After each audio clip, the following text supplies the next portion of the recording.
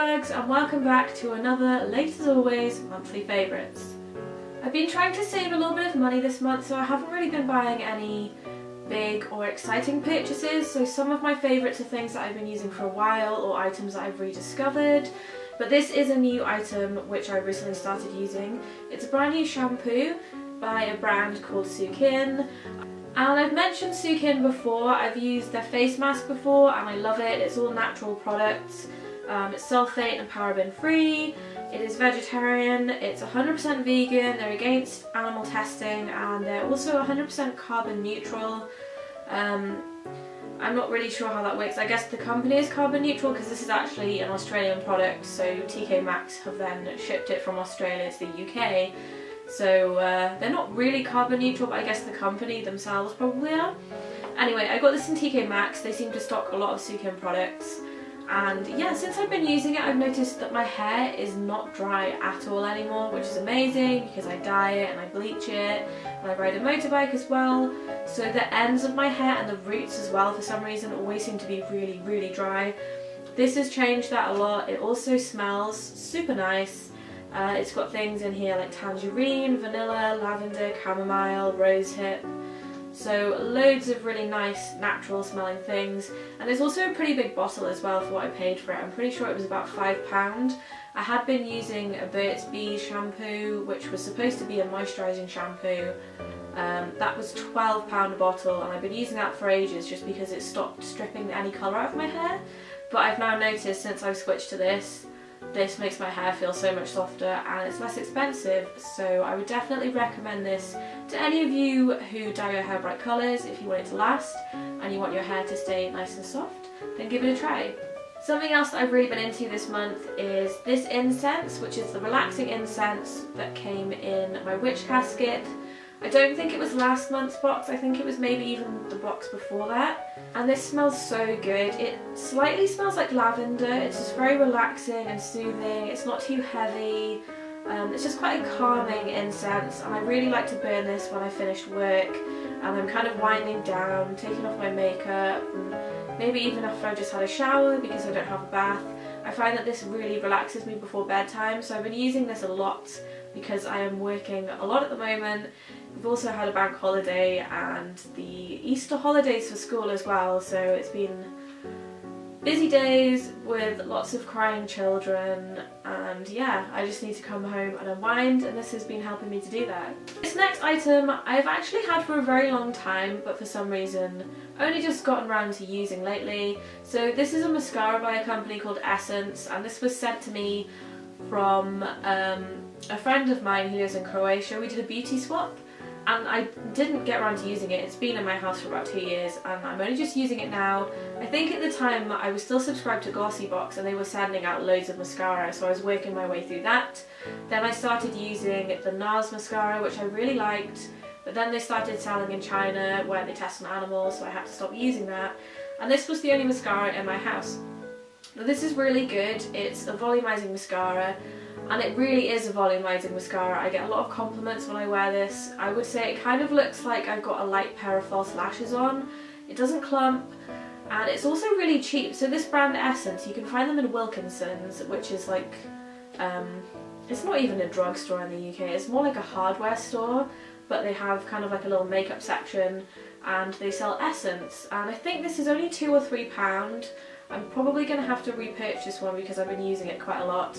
They also do a waterproof version, although I've not had any problems with wearing this. It's been raining a lot today and I've been outside and I've been on my motorbike and I never have any issue with it running.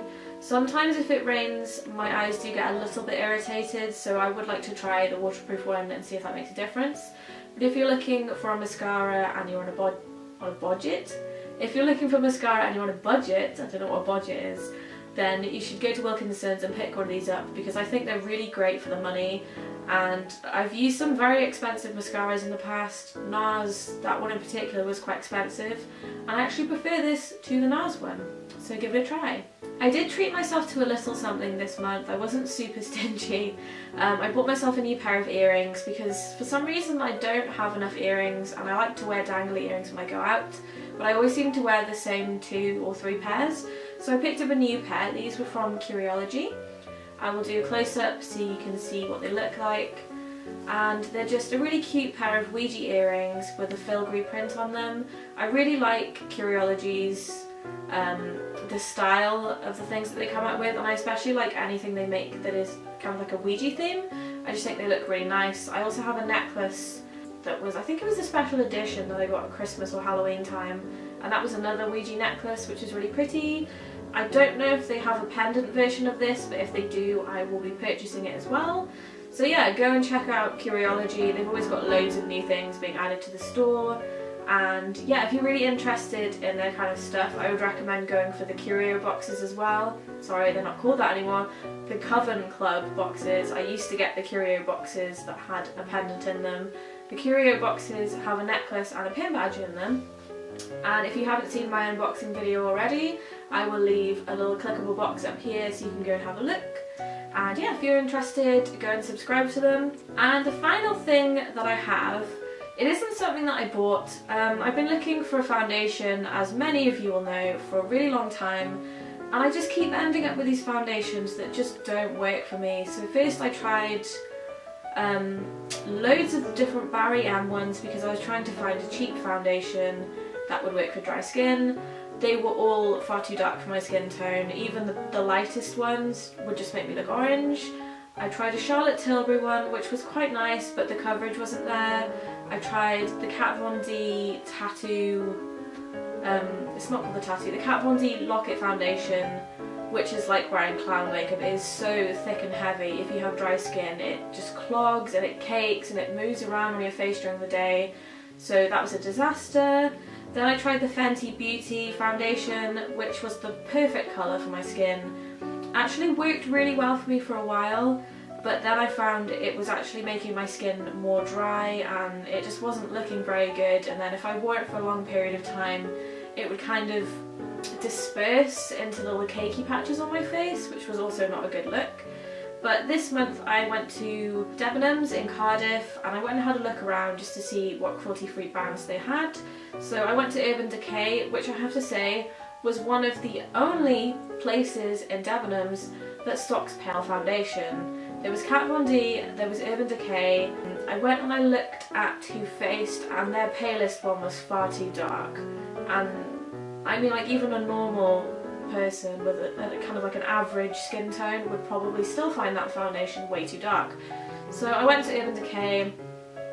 They had two different foundations. The one that I went for was the All Nighter, and for some reason the All Nighter in 0.5 was much lighter than their daytime foundation in the same shade. I'm not sure why that is, but it was actually Mikey that pointed that out to me, that when we put them side by side they were quite different colours.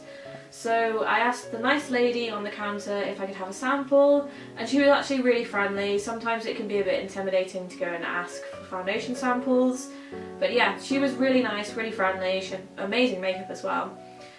So she gave me this little vial. I say little. I've been using it for 2 weeks now and only half of it is gone. So you need the tiniest amount of this foundation. It's really full coverage and it just covers everything.